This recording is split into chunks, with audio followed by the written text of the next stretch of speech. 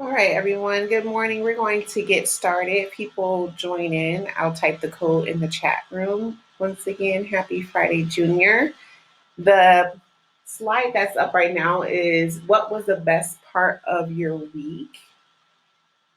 And I have people joining in right now, and some of you have answered that already. If you just joined, I am adding the Pear Deck code into the chat room.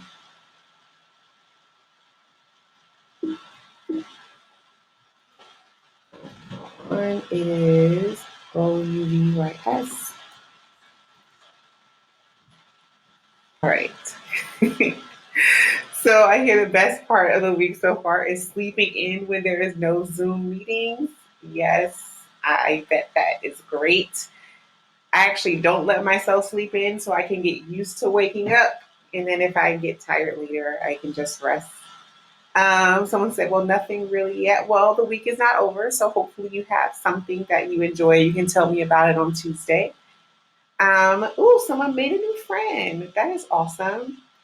On having to hear all these wonderful voices that you miss so much. I do miss your voices. I've been really excited that we'll be making the videos on Flipgrid. I've seen some pretty good ones so far, and I'll show you guys some.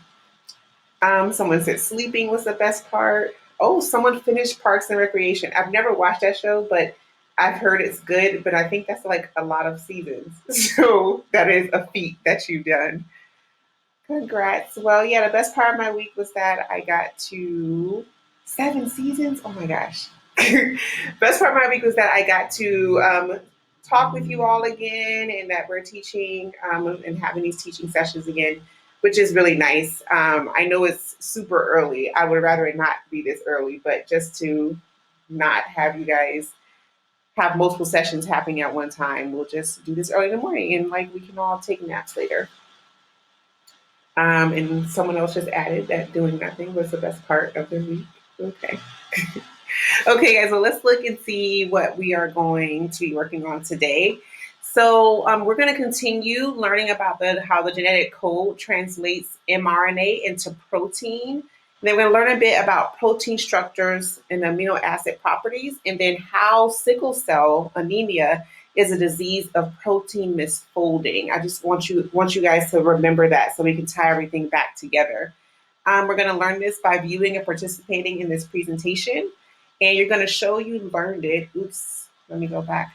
You're going to show that you've learned it by completing your Flipgrid assignment, explaining how to get proteins from DNA, completing your genetic code quizzes if you haven't done so already, and then answering questions about protein folding in Edpuzzle. So I'll get to those.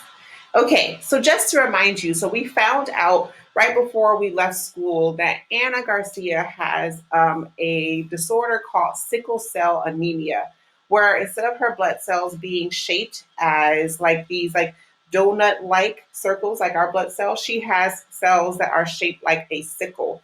And we didn't really get to watch the documentary that I often show, but sickle cell anemia is a really hard disorder to live with.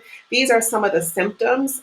They have these bouts of pain, these extremely painful episodes because blood can't get to parts of their bodies because these little sickle cells get stuck in your tiny blood vessels. And so then you have these really painful experiences because part of your body is screaming for oxygen and it can't get it.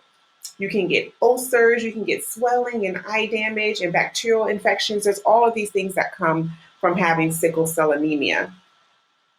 And as we've learned, sickle cell anemia is a disorder that comes from just one mutation, which we'll see in a second. But I do want to remind you that I gave you this assignment on Tuesday, the DNA to protein Flipgrid assignment.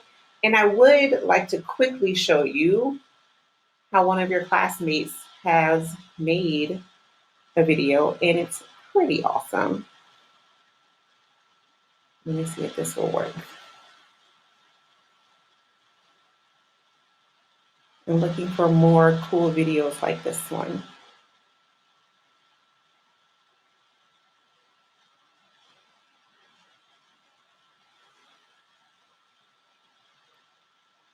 All right, so when you go to Flipgrid, you'll see there's two topics. The first one was to say hello, and then 5 of you have done that. And then the second one is this DNA to protein assignment. And we have one video, and it's a really good one. Protein synthesis is the process in which cells make proteins. This occurs in two stages. Go onto Flipgrid, you'll be able to see the video that Denise made, and you can even respond to it with your own video. So this is what I am looking for. You don't have to do it the way she did it. You can just be talking. You can have yourself there with a voice. You can have one picture. But yeah, do whatever you want. I want it to be creative. I just wanted to show you what that looks like, that assignment. So you upload that on Flipgrid. Okay, so let's just backtrack a bit just to make sure you understand how to read the genetic code. I think most of you do, but I just wanted to make sure. So here is a quick practice question. So I want you to translate this mRNA strand by typing the correct amino acids. And you'll use this genetic code wheel to figure out which amino acids will be made from this strand of mRNA. You can go ahead and type that in. Oh, so I see someone typing, and what you're doing is you're giving me the opposite letters or opposite nucleotides, but I want you to use a genetic code to tell me which amino acids you'll get. Remember, every three nucleotides codes for one amino acid. So AUG should code for something. AUG right here. I see some of you writing MET. Yes, AUG is a code for the amino acid methionine. So anytime you see AUG in any organism, it is going to code for methionine. Good. And then the next three will be UUU. So U, and then U again, it stands for PHE, which is phenylalanine. That's the amino acid that you will get. And then CAG. Good. I see people having CAG gives us GLN, which is glycine. And then UAG is TER. Just want to make sure you know what TER means. Does anyone remember? You can just type it. And I'm going to show the answers that you guys are not given. Yes. What is yes? I see someone typing it. TER means terminate. That means stop. So whenever the machinery, whenever the tRNA and the ribosomes see terminate, or they see the genetic code or the codon for terminate, that means it will stop making the protein. The protein is finished. Good. All right. It seems like we remember how to read this.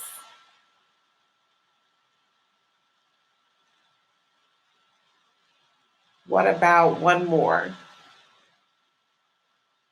What would this one be? It's a shorter one.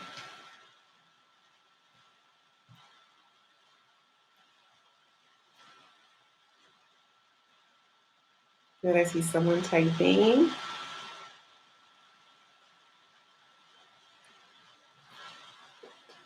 Good.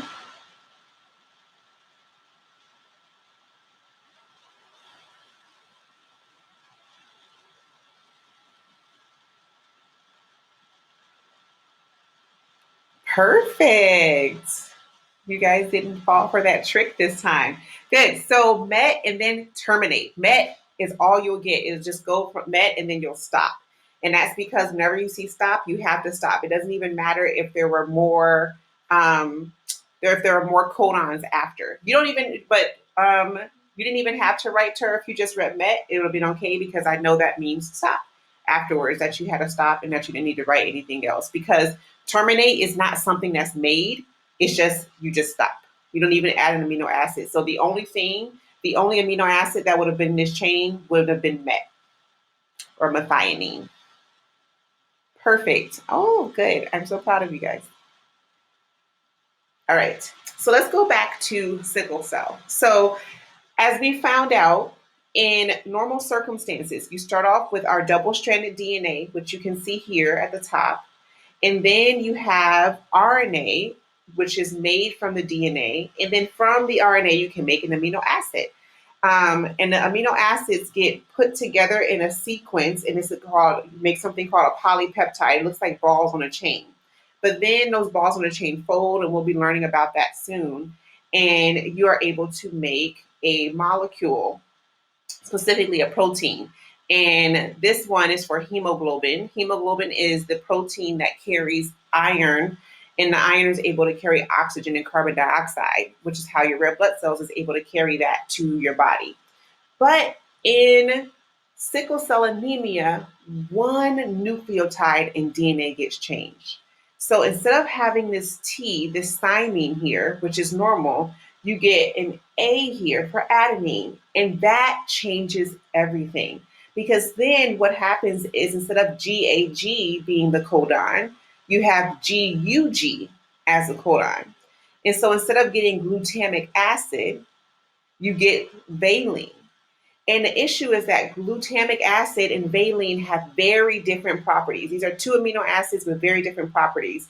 And we'll talk about how they're different. But that valine makes the protein's shape change.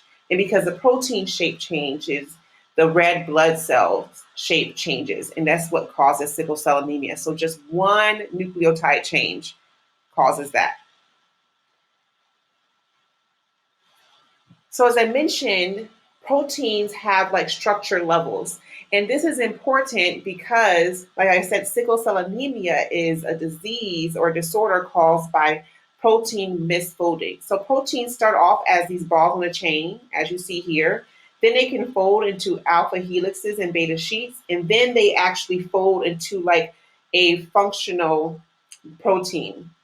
That's the tertiary structure. And if you have more than one polypeptide chain, you get what's called the quaternary structure. And this will be in the video that you guys will be watching in Edpuzzle, and it will give you a little more information.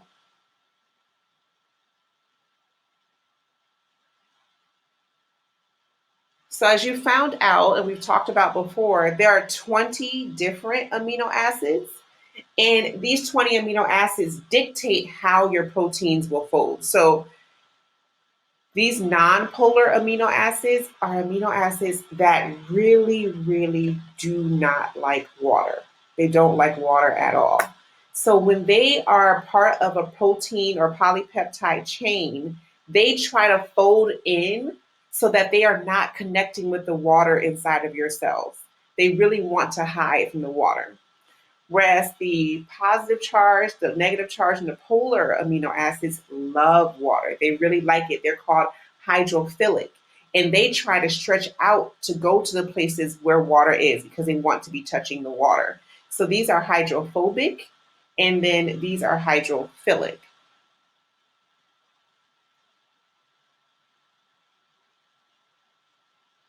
This is what hemoglobin looks like. There are 4 different polypeptide chains that fold up.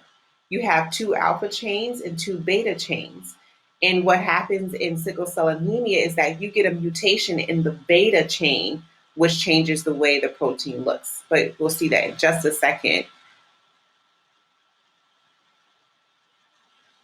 On this slide, just want to remind you about hydrophilic and hydrophobic.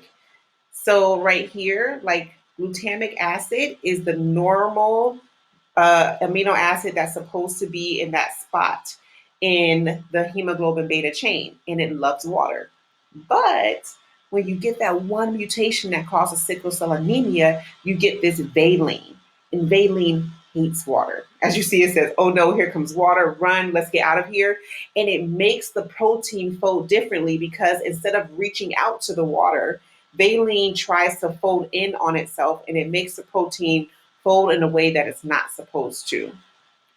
And then you get what you see in this picture here. So here's the primary structure of the normal hemoglobin. And then you have a primary structure of the sickle cell hemoglobin. You see at spot number 6 right here, you have a valine instead of a glutamic acid. And then if you look at the secondary and tertiary structures of the protein, which is this third column here, you see that the beta subunits look different now because of the way it's gotten folded. Really that valine trying to fold in on itself. And then what happens is in the quaternary structure, you have these two beta hemoglobin chains that are folded differently and they stick together. They make them sticky. So if you look here at the function, they get stuck and they make this long chain, which then stretches out the red blood cell. Instead of them being like this, if you look at normal hemoglobin, they just are like little structures that stay by themselves and you have a normal red blood cell shape. So this kind of shows you how having that one change really makes this sickled red blood cell. All right. And so that was it for the lecture today. I'll open it up for questions in just a second. I just want to go over your assignments. So 1 through 3 are in gray because those were given to you a while ago. And so those have already been due. But if you have not done them, you still can do them. I just want to let you know that they were given before. Now, numbers 4 and 5, the genetic code quizzes review. In the flip grid assignment, I gave you those assignments on Tuesday. They're not due yet, but you may have worked on them already. And then lastly, you'll have another ed puzzle on protein folding. So you should already see that in your Google Classroom folder for week 13.